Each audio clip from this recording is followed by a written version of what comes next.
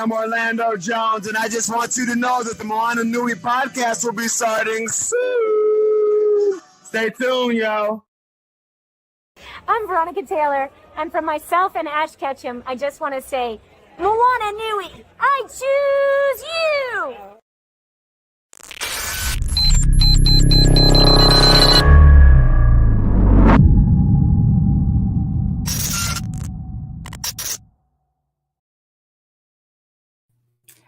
Aloha mai kako, everyone. Welcome to the May 11th episode of the Moana Nui Podcast as we continue our celebration of Asian American, Native Hawaiian, and Pacific Islander Month. I hope all of you enjoyed our content last week, which was the talk about priced out of paradise, how Hawaiians are forced off of their native homeland. We had a wonderful conversation with our panelists, Kavika Hoke, Brad Starks, and Kelly Makura, and we're really excited to bring you guys another wonderful topic as we continue our celebration. Before we get started, my name is Moana McAdams, and I am the founder and host of the Moana Nui Podcast. I'm also a children's book author for the Adventures of Nakoa and Nohea children's book series. It's a bilingual story told in both English and Olelo Hawaiʻi, which focuses on our Pacific Islander cultures and bringing new stories to folks in an entirely new way. And as I mentioned, I am also an advocate and champion for our communities of color, and I'm really excited to have such a wonderful group of panelists tonight. Our topic today is Hewa, should hula and cultural practices be taught to by non-Native Hawaiians? And so we're going to approach this conversation from a lot of different angles.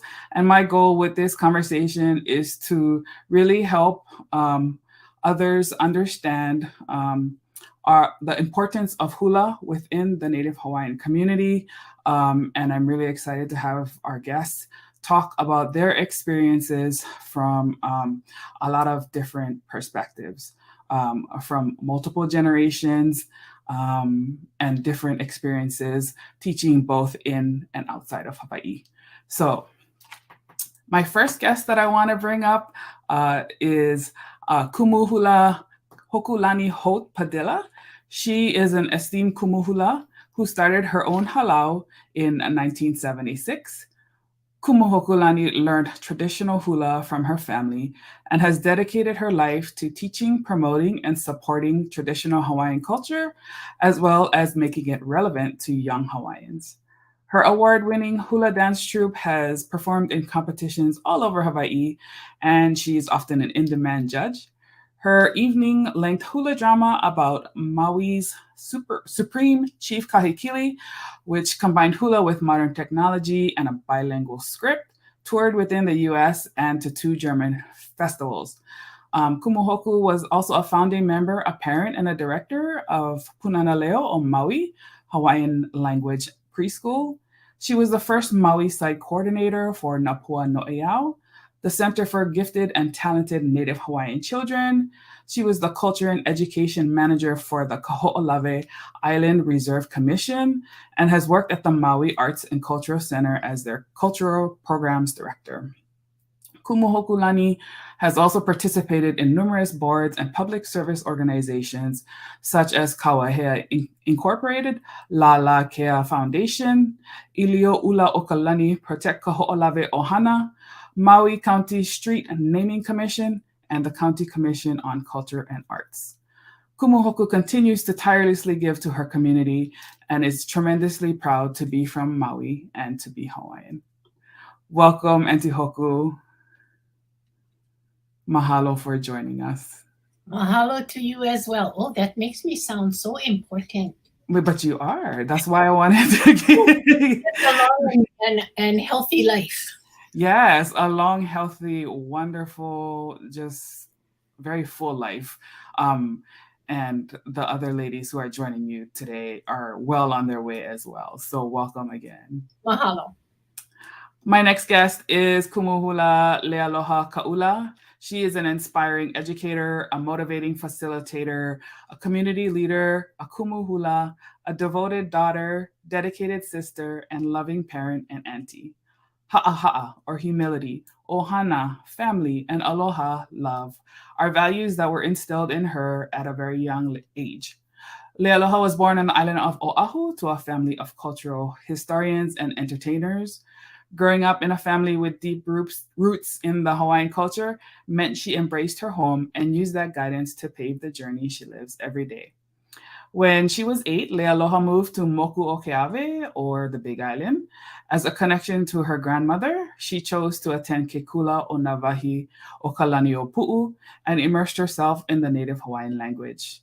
As a recipient of the Bank of Hawaii Central Scholars and Princess Pauahi Foundation Scholars, she followed her dream of higher education in the Pacific Northwest. In 2009, Kumu Lealoha founded both the nonprofit organization Ohana Foundation and Halau Kalei Hali'a Okalokelani in Aloha, Oregon. Today, she advocates for the perpetuation and sustainability of the Hawaiian culture and the awareness of the rich Pacifica culture through her work with Halau Kalei Hali'a Okalokelani and Kalo Hawaiian Civic Club. She honors her grandmother as cultural and language educator in the Portland Public Schools, and as a Kumu Hula, she answered the call to spread the history of Hawaii through hula on the continent. Mahalo lealoha, e komo mai. Welcome to the panel tonight. Mahalo. Aloha. Aloha. Let's see. Next, Kumu Kanoi Lani Davis is a native Hawaiian woman of Molokai whose roots extend back for generations. She is a lifelong cultural practitioner and torchbearer for the survival of many Hawaiian art forms. It is her way of life, and in many instances, it does not separate her from being. Her dedication to culture advocacy for cultural awareness and love for design have been woven together and manifest in the patterns that adorn the wearable art of Pomahina designs. Kanoilani views Pomahina designs as an essence imbued with culture, tradition, and aloha while being infused in contemporary fashion. Kanoi is also a single mother of 4 daughters, and she once struggled through childhood trauma, and through her experiences, she started her newest business, Mana Bombs LLC. She also has 40 years of hula experience and 15 years of martial arts under her belt, both of which she started at a very young age. Both practices require a combination of discipline, and it has really shaped her perspective in dealing with life's adversities and helping to inspire others to see that they can persevere and attain their goals to be successful. So welcome, Kumu Kanoi Lani.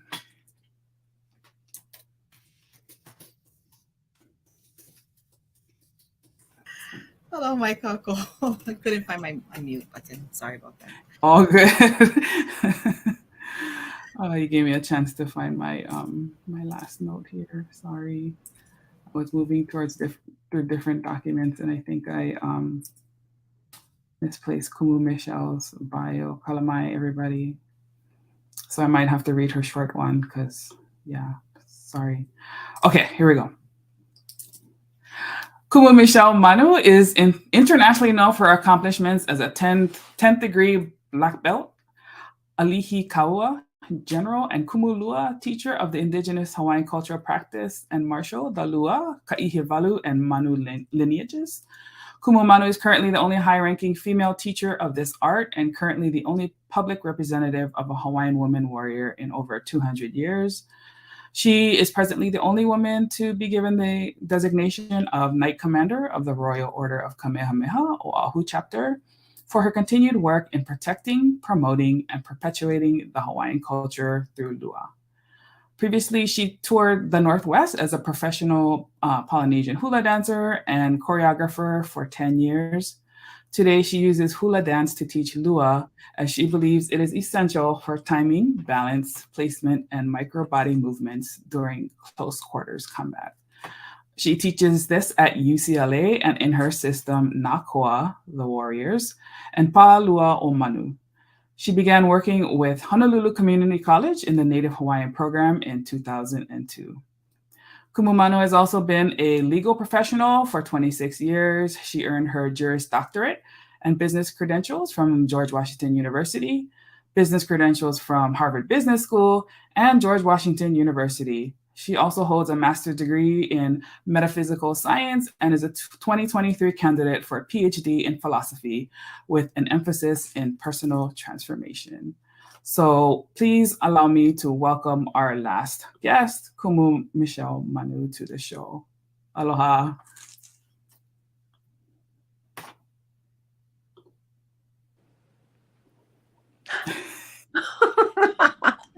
Aloha. Aloha, welcome. Bear with us, guys. We're having a little bit of technical difficulties, but that is the ups and downs of technology. So, but we're gonna imua and push on and get started here. So, hula is, it is the heartbeat of the people of Hawaii, but I want to help our viewers really understand what that means to us and our lahui. So, Auntie Hoko, would you get us started? How and why is hula important to you? Oh, hula is important to me because it comes through my family genealogy. So it is a way that we continue our cultural practice that has been given to us. My grandmother was a Kumu Hula, Aida Pakulani Long of Ka'aihui Kai'anui Long of Maui. She had 7 daughters and 8 sons. Of her 7 daughters, 3 became Kumu Hula. My Auntie May Lobenstein, my Auntie Kahili Cummings, and my mother, Leanna Woodside. In my generation, her grandchildren, there's myself and my sister, Ulalia Woodside. And in her great-grandchildren, it is my cousin, Melia Lobenstein Carter, and my son, Lono Padilla. So, hula always has been.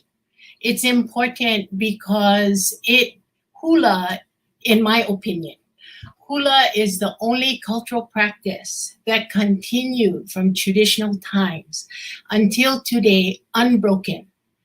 Other cultural practices were banned. Well, hula was banned too, but we had stubborn ancestors who refused to stop doing hula. So hula is the only cultural practice that has been maintained unbroken since traditional times. And so it's important because all of that ike, all of that knowledge, all of that has traveled in the mele and in the stories that accompany the mele come to us to this very day. So through hula, we have a focused attention to all of those things that are important intellectually, physically, emotionally, spiritually, that comes through hula. In my opinion, hula touches upon every aspect of Hawaiian culture more than any other single cultural practice. So without hula, we fail to remember all of the pieces that make us Hawaiian. Ooh, mahalo. I love that. It's so in depth, and I cannot wait to hear everybody else's take on that too. Kumule aloha, how about you? How is hula important to you? First of all, of course, Kumuhoku have beautifully said. For me, hula is important to me because it is a connection to my ohana. It is not only connection to ohana, but connection to our people, right? To where we come from. Hula for me, especially living on the continent, is my way of remaining, grounded, right? Where is my kahua? And so that is why hula is important to me, and the importance of continuing that tradition. Like Kumu who said, hula it is unbroken. and we have to maintain that pilina of hula. And I come from my tutu was Meleana, with the Melanani Serenaders, and so for me, hula was always that way of connecting with Mele and connecting with Alolo Hawaii, and that was my way of connecting with her. So that is why hula is important to me. Mahalo. I definitely hear the comment threads about the ohana and perpetuating those connections. I love that. Ohana is really central to the Native Hawaiian culture. And it is and not just the bloodlines, right? Like the broader family too. So I absolutely love that. And the family that you bring into your halau or your school too. Let's see, Kumu Kanoi, your thoughts.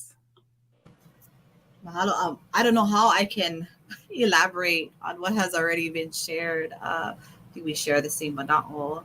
The only other thing I would probably add on for myself personally is, it keeps the relationship between the elements, our land, and actually it breaks this construct of time and space for us, because that no longer exists as a hula person. I'll preface, and I know you didn't mention it earlier, but I'll preface, I am Kumu Hula to Kapau Hula Ohina Kapola Ila here on Molokai. And also within the Lua line, and I am so happy to meet Kumu Manu. My grandfather actually learned from Hewa, and so I'm one of two females that graduated under the Lua line here on Molokai, under the Molokai Academy of Arts by Sifu Olohe and Kahupono Francis Lealoha. And so, that's the through line, is this connection. And it keeps me connected no matter where I am in the world. And I remind my daughters of that all the time in my haumana, because we question that.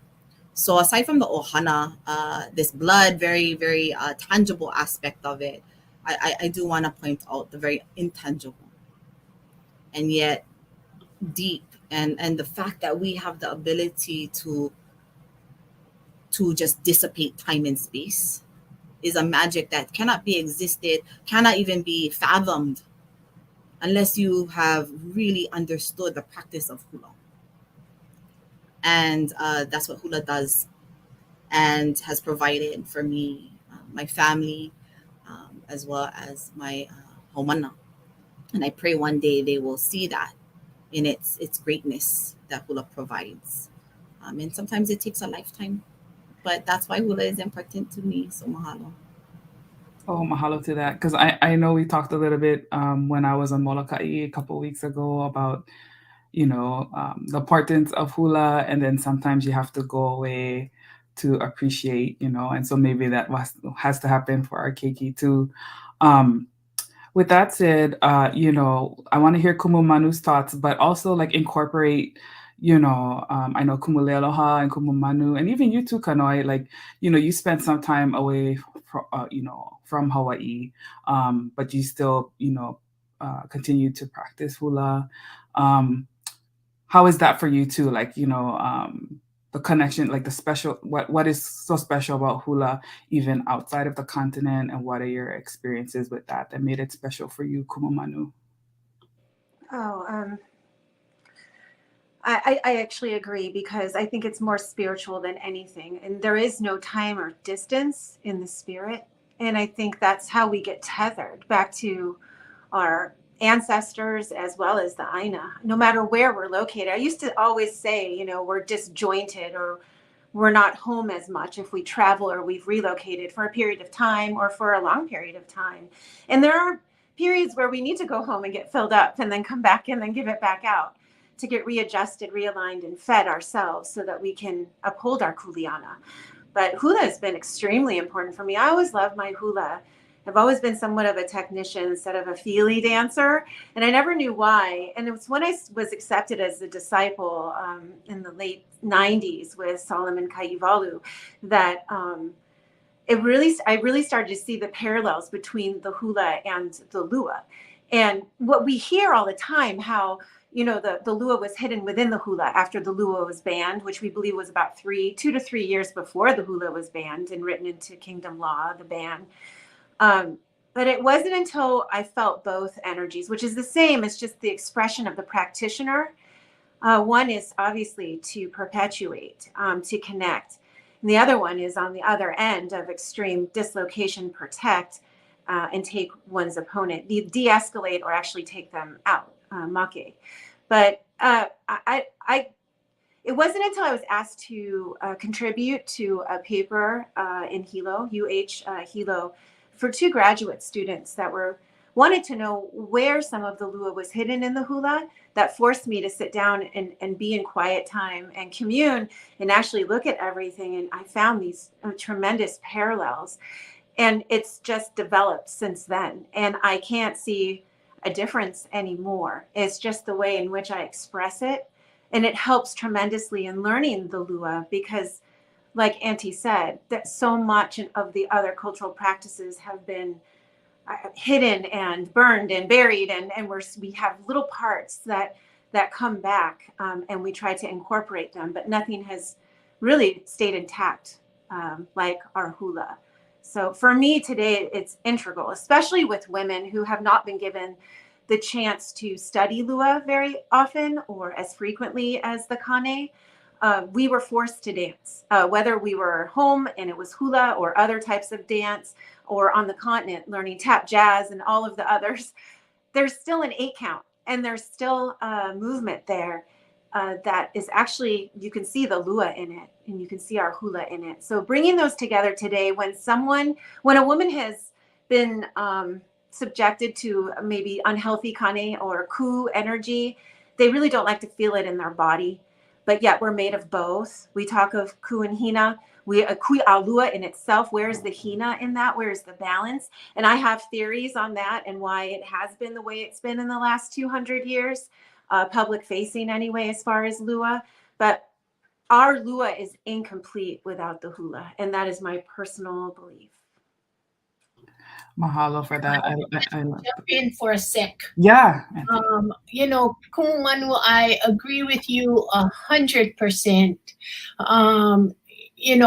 I also, in my growing up with hula, had heard about the parallels between hula and Lua, and never really had an opportunity to find out both until I was in my late 20s, when the body still could function the same way.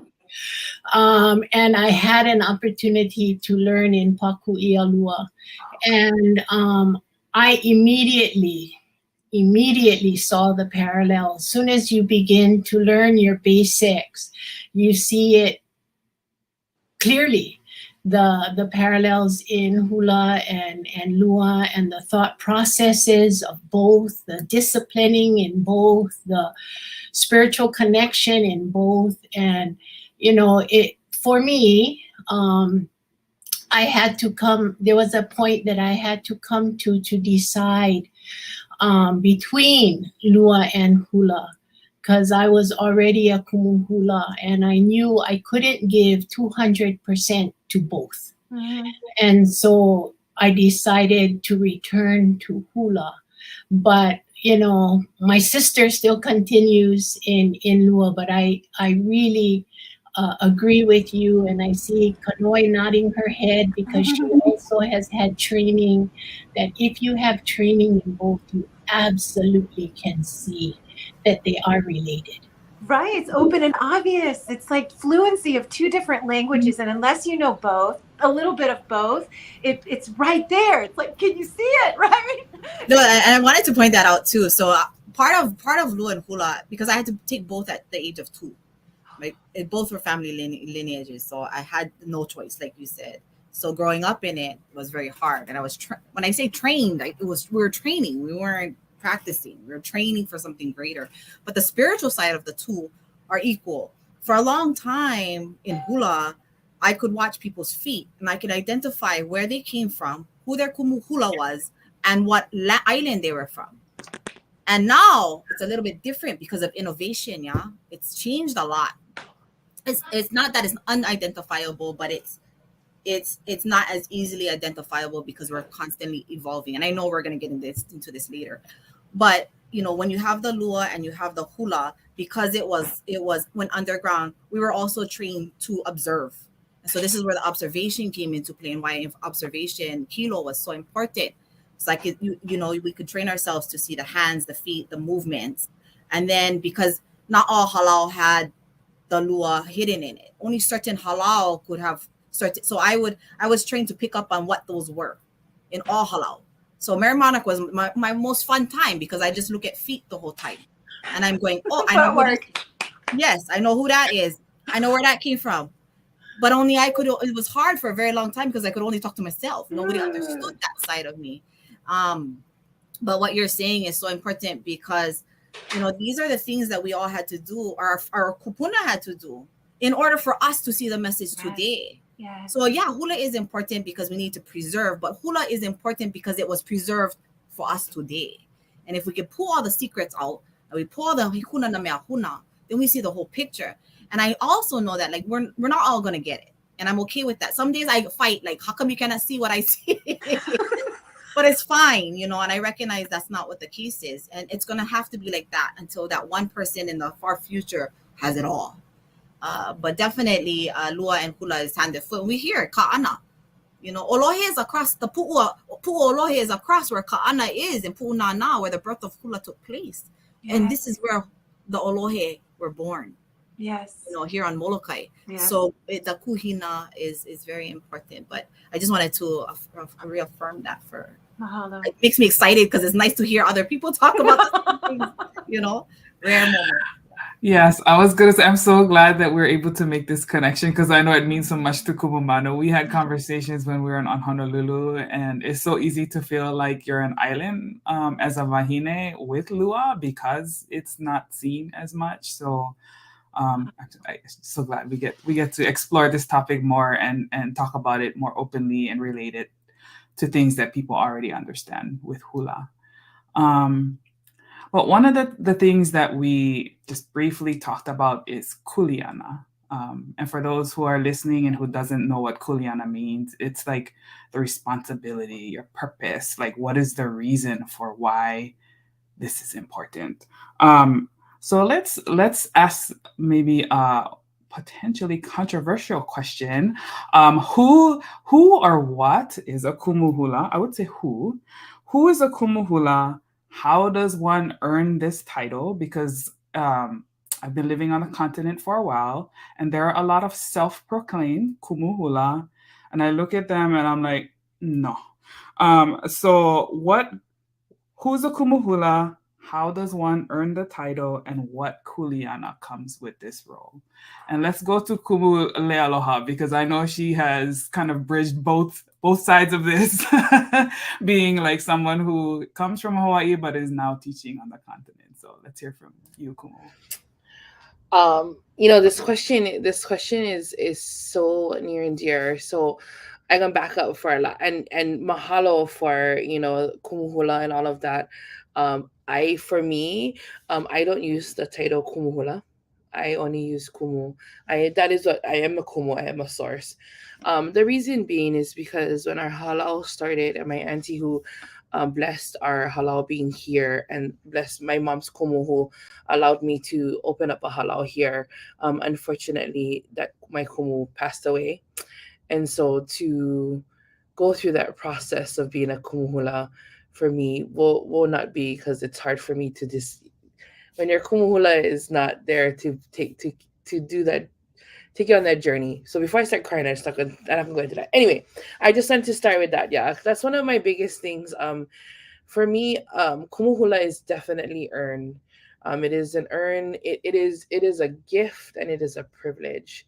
It is gifted to the person who earns that title. You know, even though my auntie blessed our halal and she's a renowned Kumu Hula, and you know, and she gave us this, you know, our name, you know, she blessed us with our name and all of that.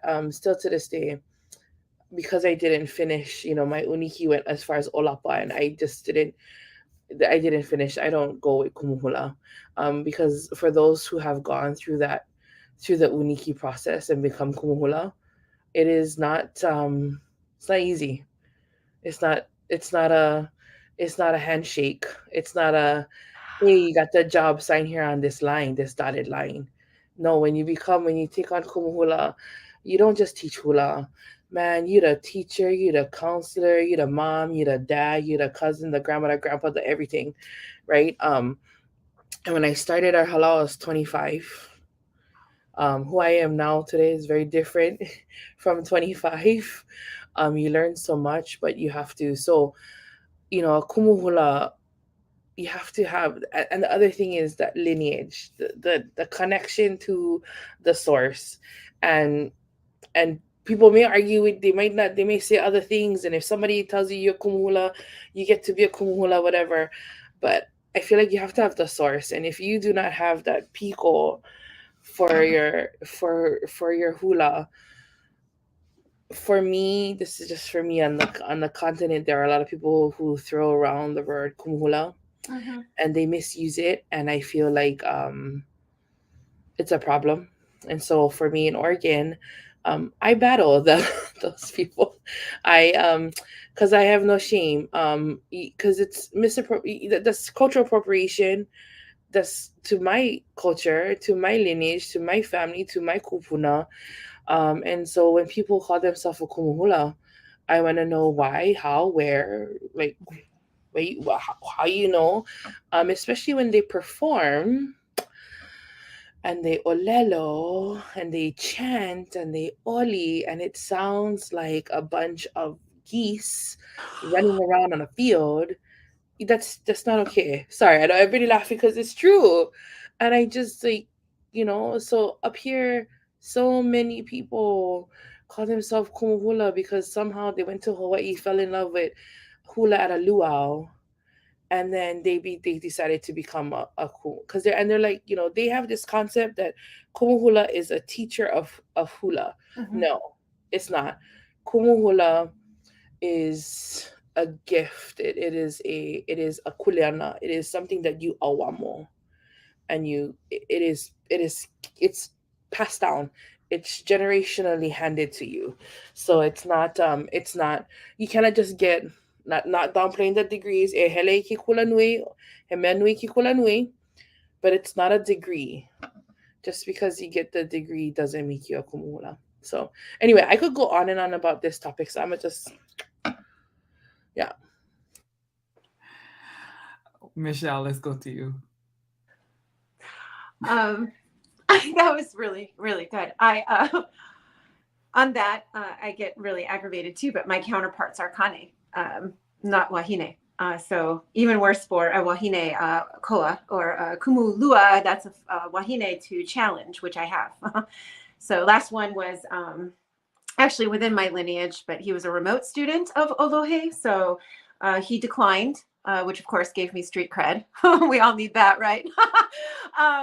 Yeah, you just cannot. I know my Olohe Solomon, he decided to evolve it to where we did have ranks. That's why you see that outrageous rank of 10th degree. Everyone knows, especially Kumu, that there are no ranks in Lua. You ailolo and you reach a certain level, and then Kumu, I can't speak for any other lineages, but it happens around 5th degree black belt in the Kaivalu lineage. Before that, it's not even a possibility. With that comes what Kumu just said, all of the responsibility, the title, and correlating duties that comes with that title. So it's not just, I'm teaching you some techniques, I'm teaching you some conditioning. I get to promote you to different levels. It is, again, early, we talked about this. Someone said it's a lifelong journey, and that's what Lua is too. They're both very parallel. So a lot of fakes running out there. We can see it on all of martial arts, not just Lua.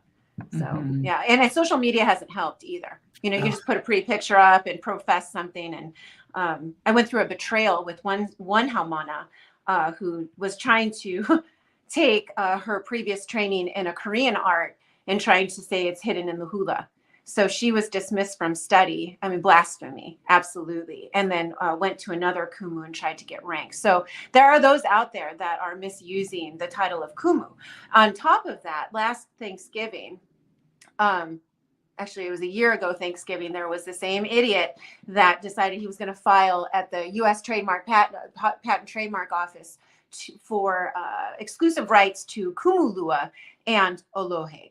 So if you saw me on social media, I took that. There's very rarely will I take my platform into the gutter, but it must go when I need help from our culture in calling out these no offense, the non-Hawaiians that want exclusive rights to our cultural terms, which they have no idea the depth in which these terms mean to us, mean to our kupuna, and mean to our future generations. Of course, thankfully, this guy, I was going to call him a gentleman, but this guy dismissed both applications for the service mark. So he will not own Kumu Lua and he will not own Olohe.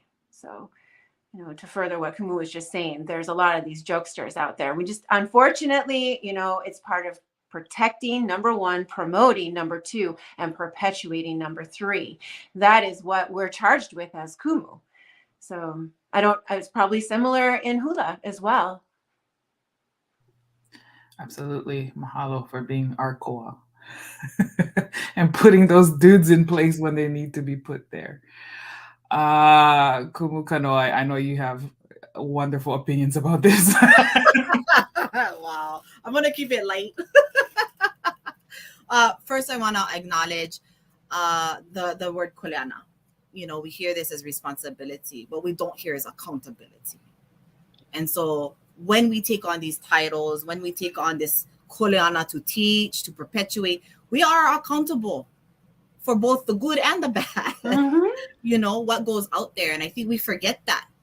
And, so it's easy to love hula and go teach hula and be all the hula things because we love it and it's healthy and it's a lifestyle and, whatever's law. But man, there is accountability and it is not fun. And it creates a lot of humility.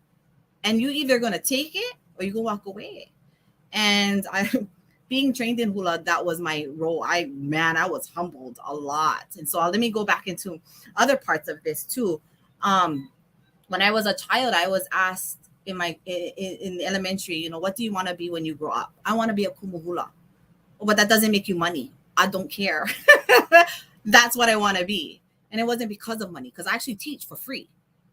But, part of that is, I tell my students, we're hula practitioners first and foremost, period, bottom line. We're not entertainers. It's not wrong to entertain, but we're practitioners first because that comes with accountability and responsibility. Mm-hmm. And it helps also lighten that load in what we carry because we carry a lot. The other part too is I wanted to graduate with an ailolo. Like that was my dream. I could see it already. Like, I'm going to catch my pig and I'm going to, do all the things and like I had planted my new Hewa like long time ago. Like I was ready for it. And it didn't happen. My kumu happened to be up at Pu'uhuluhulu and I had to do protocol up there. I brought a bunch of my students from Molokai. We did protocol up at Pu'uhuluhulu and then I was done with my protocol. That's when my kumu on that mountain had said, "You are Kumu Hula." And I would look at him like, now? Like, wait, where's the ceremony? That was the ceremony. That was it. And then I went, okay, so all these dreams and expectations, it's fine. And, it took a long time for me to accept that. It took a long time. And he introduced me to the royal order and to everybody who was on, to the witnesses basically on that mountain that day as Kumu Hula. Davis. And I was like mind blown. It came out and I worked so hard because I had no expectations. I just did what I was supposed to do. And I think he just at that time just said, now's your time. And I worked hard. My kumu used to, I was the example for everybody. A lot of the times. I was his alakai and po'opua. And I never got a choice when I grew up to choose my halau. I was actually passed down from one halau to the next. And, people think you have one Kumu Hula for life. And that might be the case for some. But for me, I was passed. When I was younger, I had Auntie Loretta Reddy was my Kumu Hula. She's my hero. She will always be my hero. And she passed me off to Auntie Moana. And so then I danced with Auntie Moana. I learned the entertainment side of that, the Polynesian side of that, the hula, the Samoan, the everything. Yeah. I'm very grateful. And then after that, I moved to the continent, and Kumu actually found me, and he asked me to come dance with him. And after I danced with him, he quickly promoted me. I went bypassed the Olapa because I had a lot under my belt. And he's passed, and I miss him. He introduced me to 2 of his kumu that he had graduated in the Uniki. And he passed me on to one of that kumu. And I was taken under his wing. I didn't have a choice. There was no choice. And so I became the alaka'i. I became the po'opua. I moved home. Was not allowed to start a halau. And I only could have a pa, not a halau. And I was told, okay, you're going to have a pa and Molokai. You're going to continue practicing. You're going to continue teaching under my lineage. And I said, okay. And I just did it. No question, no doubt. I didn't ask. I didn't want to know. I just did because I knew I was supposed to. And I did for a very long time. And I didn't have my students didn't call me kumu. They called me po'opua. And so I taught under that guise. And then, interesting enough, prior to me going to do ceremony, taking my students up to Pu'uhuluhulu and where my kumu was, Hawaii Lona came, which was the name Kapahula o Hina I Kapola Ilai, and that's a whole other thing. But I didn't know. I didn't understand. I just said, okay. And then that moment happened up at Pu'uhuluhulu. And I came home because I wasn't ready, right? We want to be ready for something. We want to know we're going to get something so we can prepare for it. In this instance, it wasn't the case. So I was confused, you know? And so I ended up coming home and talking to my papa. My papa is also my teacher, my sifu, my olohe. He is the person that has taught me everything that I know today, culturally. And I asked him, what do I do? Kumu made me kumu, and I wasn't ready for this. I don't know how to take it right now. I don't understand. And he looked at me and he goes, accept it. And that was the hardest thing, you know. So I'm not gonna lie, for a very long time, for maybe a few months, maybe even a year almost, it was hard for me to transition from po'o to kumu. I didn't know how. And so as time went by, and Papa was like, just looking at me, just going, accept it. And, you know, he was teaching me a lesson, right? Let go of this expectation that you had to graduate and do all the things that you were supposed to do because that's how you dreamed about it. He goes, you earned your space. You proved your point that was seen. Accept it. And so that moment I accepted it. And since then it's been a journey, you know, and, you know, and ironically in that same year, as I reflected back, I did an ailolo actually. I ended up sitting down and with actually the kupuna and having that ailolo, but it wasn't connected directly. It was all this indirect, all these things that led up to that moment, which was so interesting when I look back. And the new Hewa still lives and is thriving and still feeds the kuahu. But, you know, as far as the Kumuhula, the understanding of kuleana, responsibility, accountability, that's real. If they fail, I fail. And if I fail, my kumu fail. And I will never let them fail. Oh, no, because I know I will get putty in all the realms, and I'm not here for that.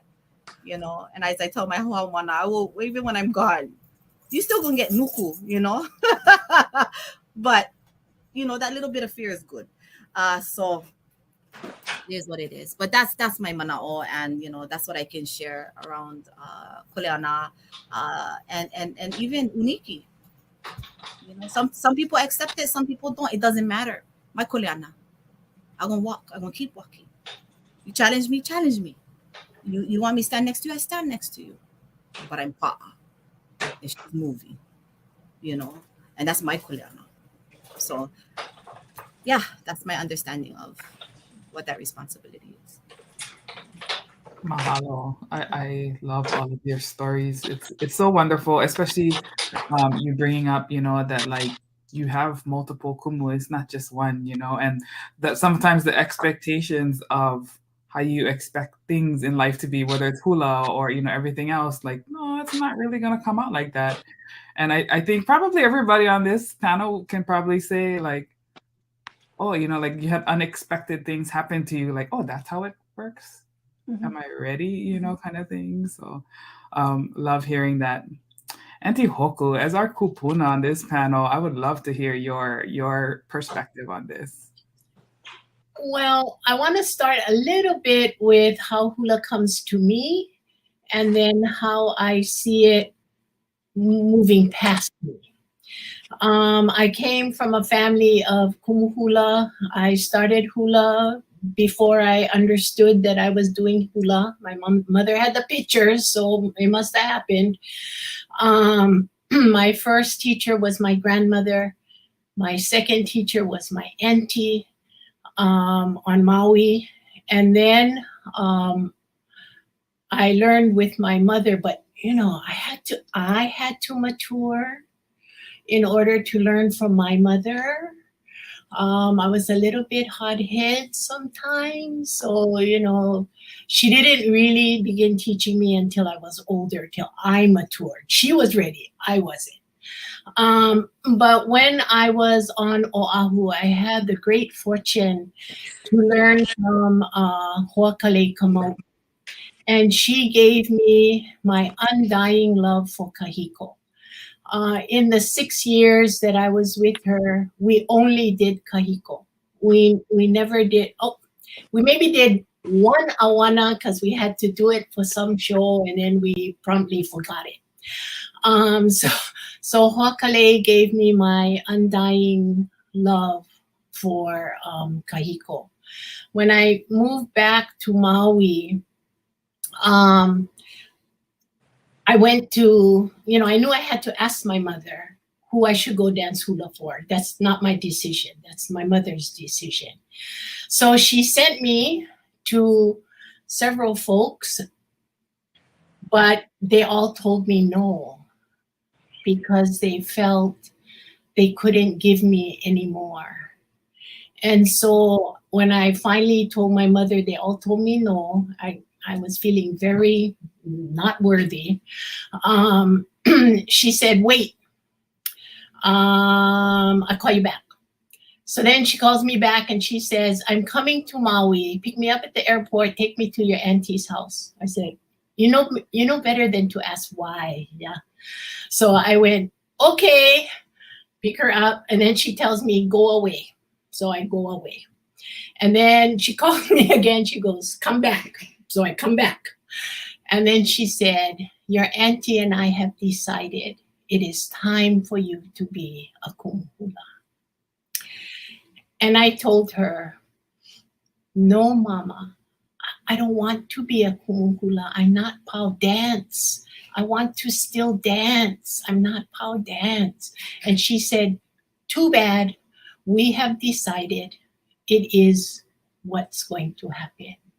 So I want to tell Lealoha that in my opinion, there are 3 ways that you can be a Kumu Hula.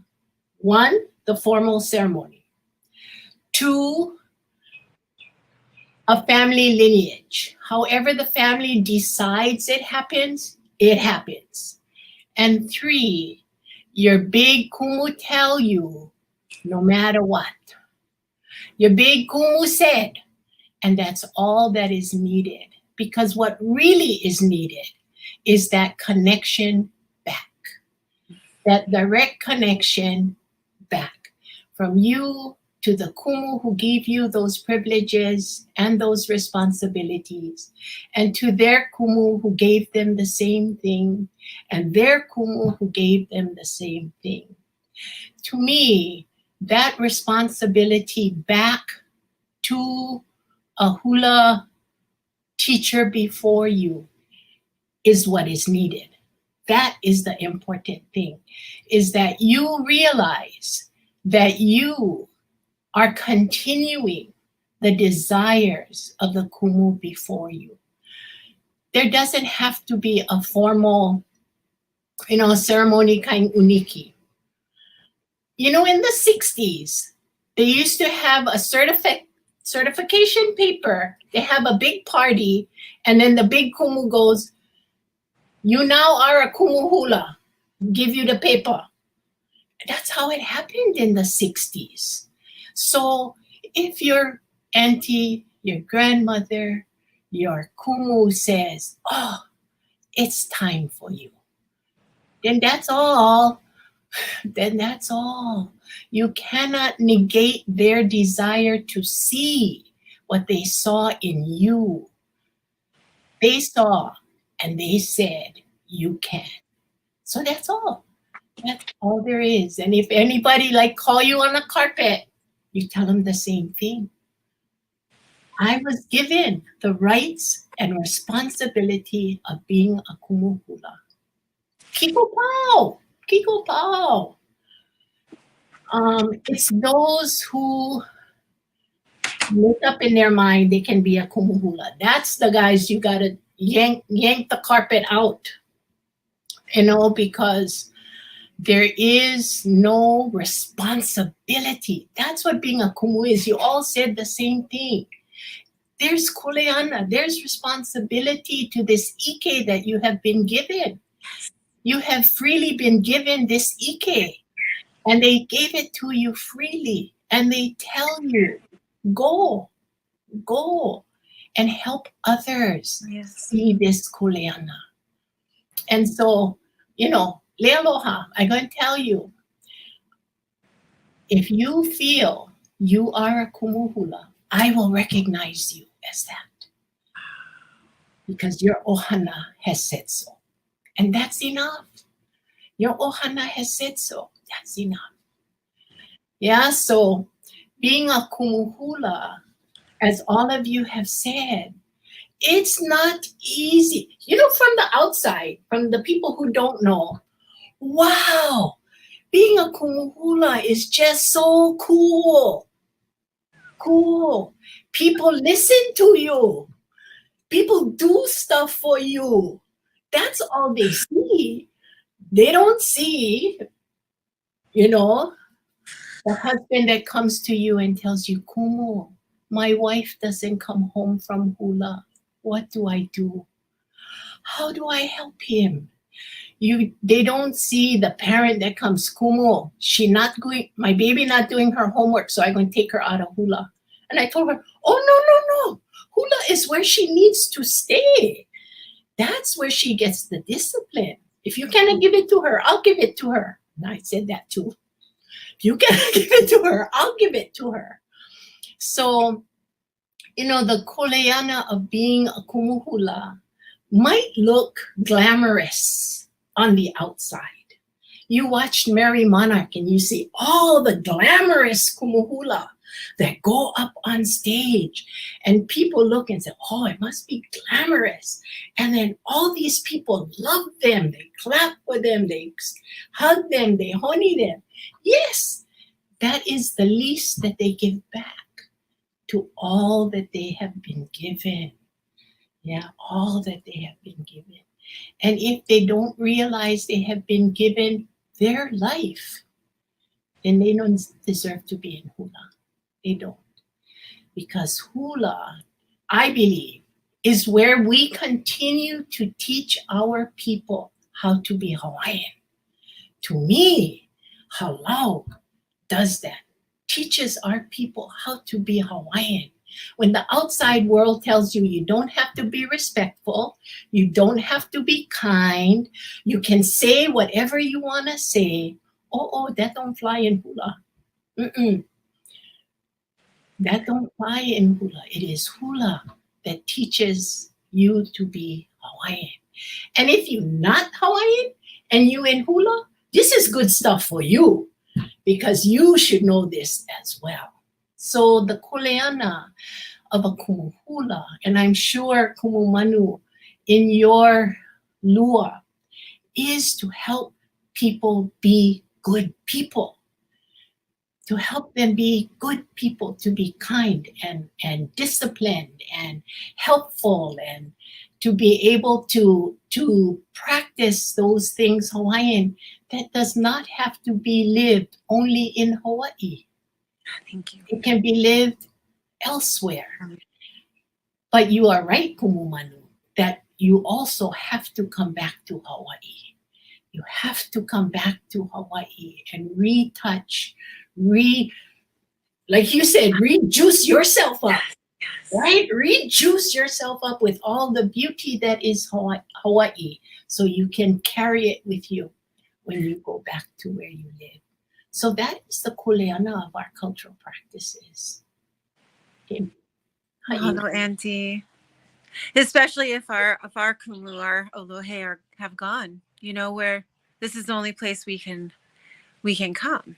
And just like Kumu was going to get emotional about her kumu, me too. It's not even been 3 years. So it's very difficult, and yes, this kuleana on the Lua aspect, because it is about joint dislocation and engaging physically. I have to make sure that the ancient practice of the pohihihi, the metaphysical, is also part of Lua, which is not what has been taught to me. My Olohe was very crude. He took on the king's, edict of maximum kills and turned it all martial. So very imbalanced. But I, again, understand that because of the era in which he grew up. Anything that was wahine, anything that was Luina wahine, anything feminine was considered weak and vulnerable and pansy. And I want all of it. We show this as Kumu, that we're anything but that. We're formidable. And the divine feminine, the Loina Wahine, is vicious when you challenge her, when you threaten anything that we love or hold dear.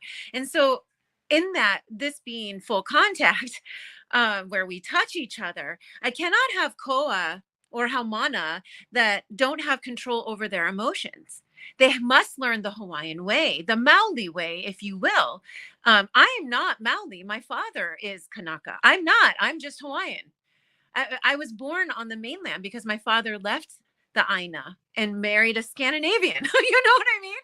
So too light, too dark, disowned. They were part of that whole era of interracial marriages, So I think I understand why the coup has been so prevalent, but my students must understand that they have to have a grip on themselves. Otherwise, they will misuse what I'm teaching them, and they will harm themselves, their families, and everyone they come in contact with. Why?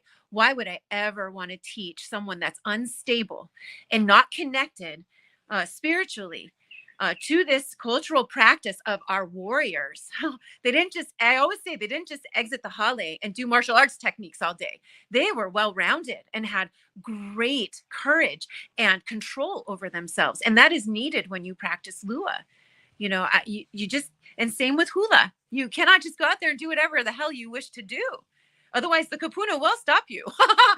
Forget about the physical, the seen. The unseen will become very seen when it needs to be. Thank you, Auntie. Mahalo. Wow. I feel like I'm absorbing so much right now from all of you, and to see Auntie help, Kumu Aloha get her healing and her, confirmation, even though it's already there, right? But sometimes we need that reinforcement and those reminders. And that's another reason why it's important, again, back to those connections, whether it's our own individual lineages or connections to each other like this, so that we can help each other stay grounded and understand that importance. And, life takes people off the beaten path sometimes. And sometimes we got to bring them back. That's a big part of our culture too. Like, come back to the group, right? Ho'oponopono, let's bring it back. So mahalo for that. One of the things that we talked about, and the word has come up a lot, and I think it's really, really important, is that accountability. So as a Kumu Hula, how do you ensure accountability to the piko when non-Kanaka haumana go astray, or even Kanaka haumana, right? Because both can go astray. So how do you guys handle that with your haumana or your students? Let's see. Let's go back to Kumu Aloha. Yes, mahalo. Mahalo, Kumuhoku. I didn't know I was gonna come today crying, kalamai. So mahalo. Sorry. I kicked you myself. Um, accountability is, accountability, humility is the biggest part of halal, right? It's that our foundation, it's that our kuleana. When they go astray, which happens more often than people think, that's the part where we're not just a kumu, we gotta be a counselor and everything else, right? The parent, you parent so many people. You think I only have my three keiki, but no, I gotta parent all the other kikis too, and then you gotta parent adults too. But when they go astray, for me in halal, it's just a matter of remind. It's a reminder. It's a reminder for me. Sometimes we gotta hoi back to like hoi kapiko, right? For our halal, because of how I grew up, where I grew up, how I was raised, our halal we go back every year, sometimes twice a year back home, and so because hula can be taught anywhere around the world. You really can. Olala Hawaii can be spoken and taught anywhere around the world. But you gotta ho'i kapiko, right? And so for our students, um, I have one of my ladies, she's been with our halal for almost 10 years. And for some reason, on all the hoka'is that we've done, she's never made it to Hawaii. She's also from the island. She's from a different island. She's never made it to Hawaii of dancing hula with us. Her daughter is just, and with COVID kind of changed up all of our hoka'is. But we finally made it. I took her to Maui with me. We actually went home for one of my good friends, Alan's halal with Kumukamakakukona's ho'ike and his 28th ho'ike. And she went home, and it wasn't necessarily to go back to Hawaii for her to like know what Hawaii.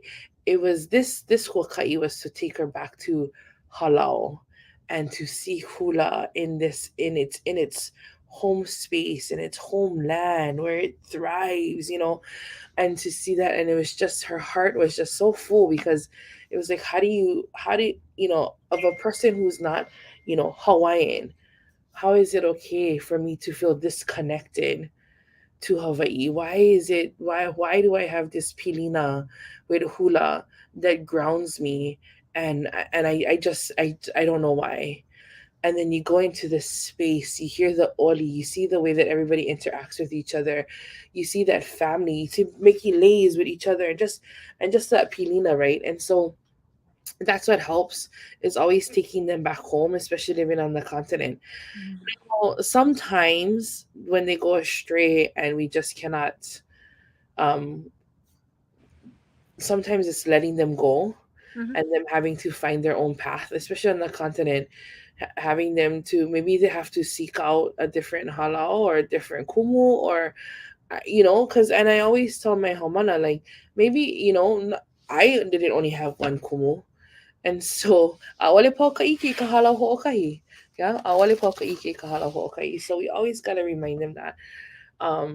Now, when it comes I've been in spaces here on the continent where that astray means being disrespectful and using hula or using Hawaiian culture as a means for um, income or monopolizing on our culture, then that becomes something, a whole nother different conversation. And it's about educating. And what I found here on the continent is we get so upset. When I first moved here, I used to get so upset. I used to get so angry that people didn't. Why are they asking me? For me, I was like, this is a stupid question. Why are you asking me this? Of course, But then as I started to live here and get to know the system here, it's because they're uneducated. Truly, it's uneducated, and people always there's this line that drives me absolutely crazy. You don't know what you don't know. People, yeah, you don't know what you don't know. Okay, that's fine that you don't know what you don't know. What are you doing about it? Yeah. What is your resolution? You cannot just use that as your excuse that, oh, well, you don't know what you don't know. Okay, how many times are you going to use that sentence? You know what I mean? So if you don't know what you don't know, But look at the resources. Look at the resources we have today. So like in our community, just in our school district, I've been very privileged that they've welcomed Hawaiian culture and Hawaiian history, to be able for me to come into the schools and teach Hawaiian history. And then, of course, that relationship with our Native American people, our Native American families, like just being able to understand, like, I am an indigenous person, right? I am indigenous to Hawaii, and I now occupy an indigenous person's land. What does that look like? And so I gotta also educate myself. So living on the continent, there's been this battle of like, I so upset, but then I gotta also like, uplift. So when I navigate that with my haumana, it's always having conversation. And I think the biggest part is being willing to educate. And then at the end, on the other part of that is being humble enough to accept that education and accept the fact that, yeah, you don't know what you don't know, but you're willing to learn and you're going to make the effort to. So I think, yeah, hopefully I may have gone all over the place with the answer. No, I love it. You covered a whole bunch of aspects of this, and I think it's all needed and important to the answer to that question. Kumu Kanoi, I see you making movements over there. So I'm gonna go to you.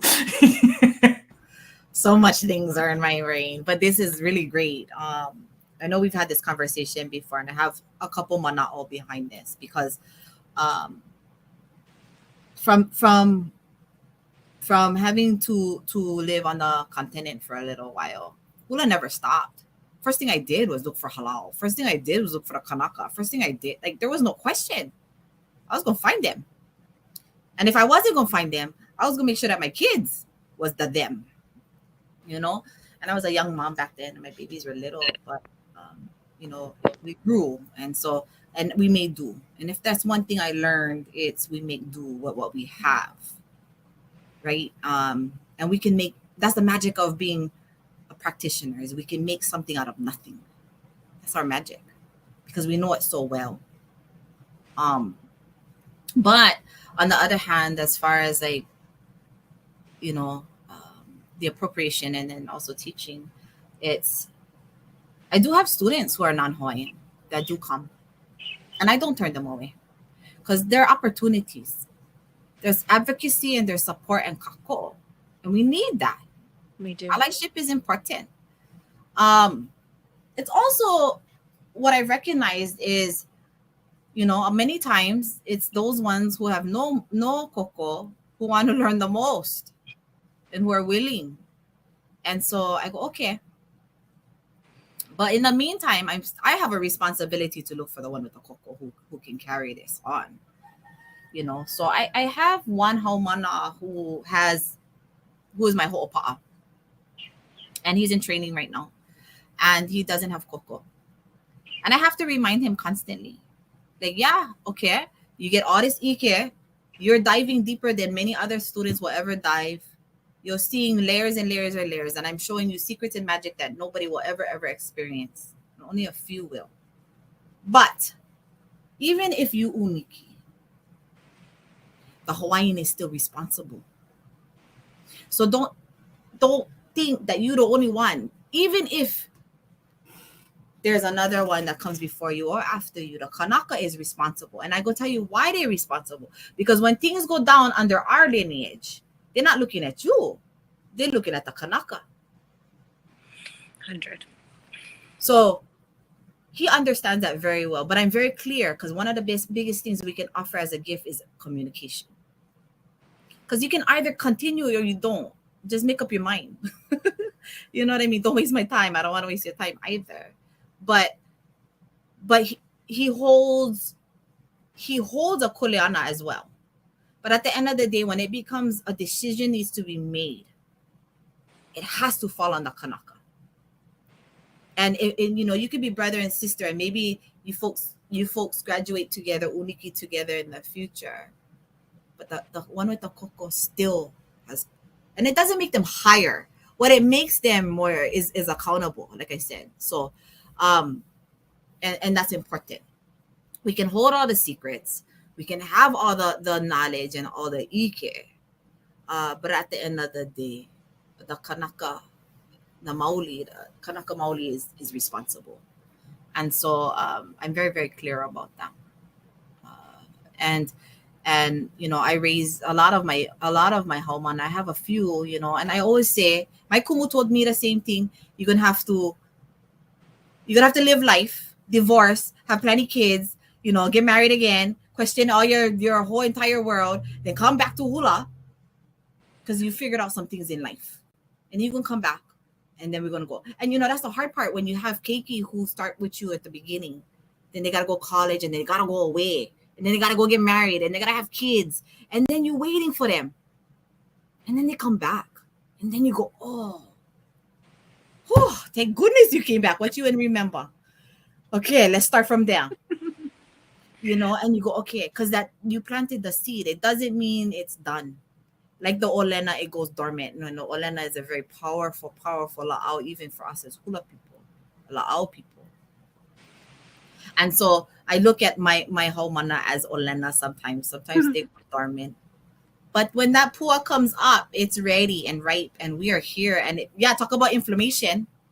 All that swollen pressure down already. You know, so you know, it's nice when they come back, but I do have to preface to my haumana who are non-Hawaiian, who have surpassed many Hawaiians, is you're gonna get this because you earned this. You earned this. You earned this space. But at the end of the day, it is the kanaka who is responsible. And you have to understand what that means to you. And if something that you can handle emotionally, mentally, even spiritually, you're perfect. You're in good shape. Because what I don't want to do is create separation. I need to create support. We need to create allyship. You know, and you know, so many kumu have when hala, with nobody to leave a legacy to. Mm-hmm. Then what? Right? Then what? You know, I think about that as a parent. I think about that as a kumu. It's nothing's different. It's all the same for me. And so, you know, what do we do? You know, even with my children who may not have made it to those points in the hula realm, you know, they still have bits and pieces. I think as kumu, we're pretty smart in knowing how we disseminate our information. We know what we're doing. We know who can hold what, kuleana. Until we find the one that can hold it all. But until then, we have to kind of like what you can handle. And then if I hala tomorrow, y'all gotta get together. You know, but I don't foresee that. I plan on lasting for as long as possible and giving it to somebody, all of it. Because it's itching to come out. It's like dying to come out. But you know, so that's where I feel. And I'm not gonna lie, I've traveled the world, got to talk in front of many halau. I look at their feet and I go, who is your kumu? Oh, they drop all the names in the world. Ja, this kumu, and this my kumu, and this my kumu. Your kumu, seeing that, they would not even tell me that you belong to them. Your feet, let me see all your koholos, let me see all your helas, let me see all your uehes. No. Oh, hema, like. And I looking at the kumu, you know, like, and then I stop them and I go, why you guys all dancing hula? I make them all go one by one. Oh, because it's healing. Oh, it's spiritual. Oh, I love it. All right, great. What else? You know, but that's usually all the answers I get. And yeah, I go out and I nuku, and then I gotta be like, you're the reason why I gotta go untangle all this mess. The lay is all the kind like this. You know? And I gotta go keep untangling, and I go, you know, and you know, they don't invite me back, but that's okay. You know, it's said I did my job. But the idea of us having to untangle that is very, very hard, and you cannot ignore it, because what happens is that continues to get tangled. You know, the best things that we could do in this generation, in this time, and during this breath, is as much work as we can to untangle. The next generation gonna have their stuff to untangle too, but we have to simultaneously untangle while strengthening the aho.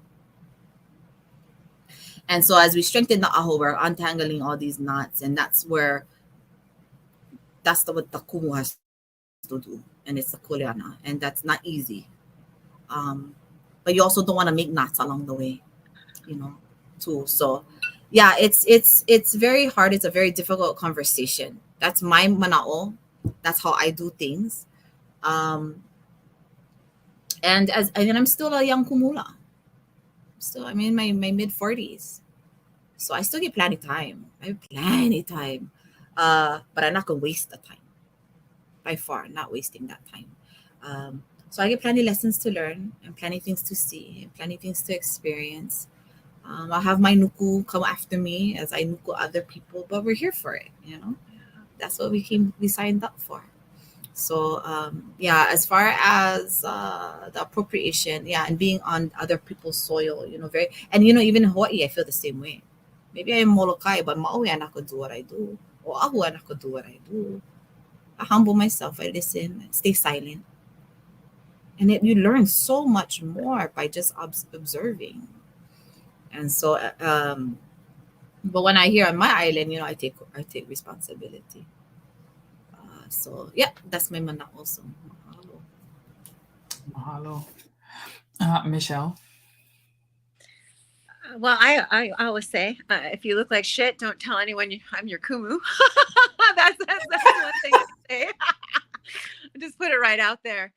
I think, you know, I would love to be able to own, and I do. I own my space in trying to teach specifically wahine, the mahu, as well as the keiki, because these three demographics have had less access to Lua. In that, there are more and more opportunities to come home. I'm home now.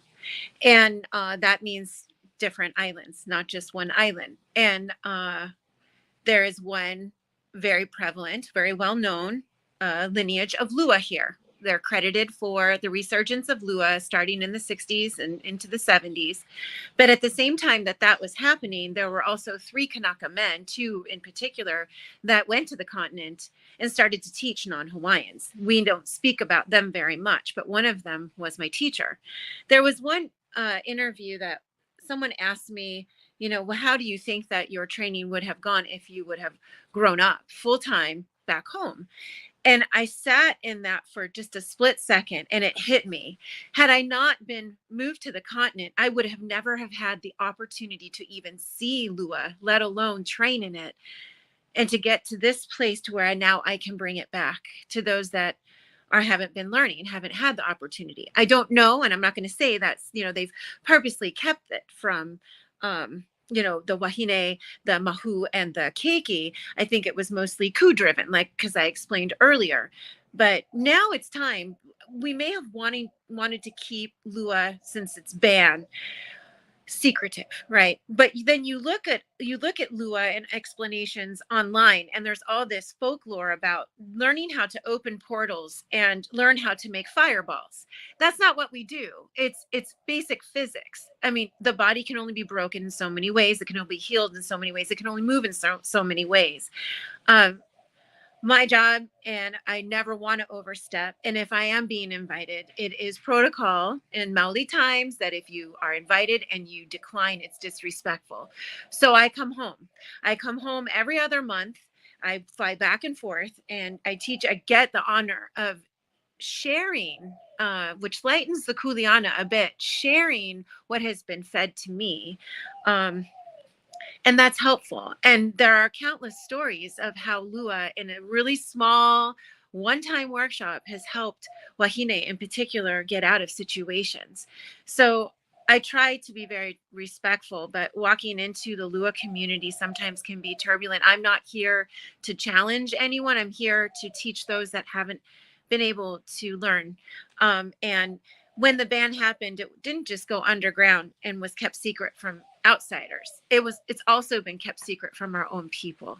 And this is where I'd like to change things. I see BJJ, FMA, Kaju Kembo, all these different arts that are so pervasive here on our Aina. And this is what our keiki are learning, and it's turned into sport. But where is our Lua? Where is our only native cultural practice of our warriors?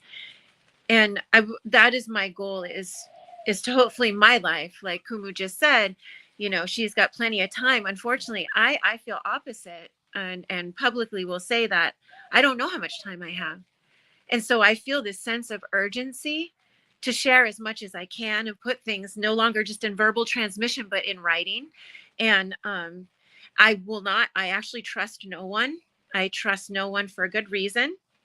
And I will probably leave portions of the Ike to different people so that the ano of the information will carry on, and there won't be one big shot to come in and take over. And that's just because this is Lua. It's a little bit different than other cultural practices. So mahalo for letting me share. Awesome. I love hearing that perspective. Auntie Hoku. Well, when I want to go back to the title of this, Hewa, should hula and other cultural practices be taught to or by non-natives? Okay, when I first got the title, I was a little taken back. Because the word Hewa, to me, I equate with evil. Hewa, it's more than Maika Iole. It's big. It's big when you Hewa. It's almost unfixable. Yeah. So when I saw, almost I said no, just because had that word. Almost I said no, but then I went, no, I want to say that I didn't like the word. So I'm coming. So I could say I didn't like that word. Okay. So the other half of it though is I think what we're touching upon now. And when I first thought about the title, I also thought that I cannot negate the behavior of those Kumu Hula that came before me. And those Kumu Hula that came before me taught everyone. They taught everyone and anyone.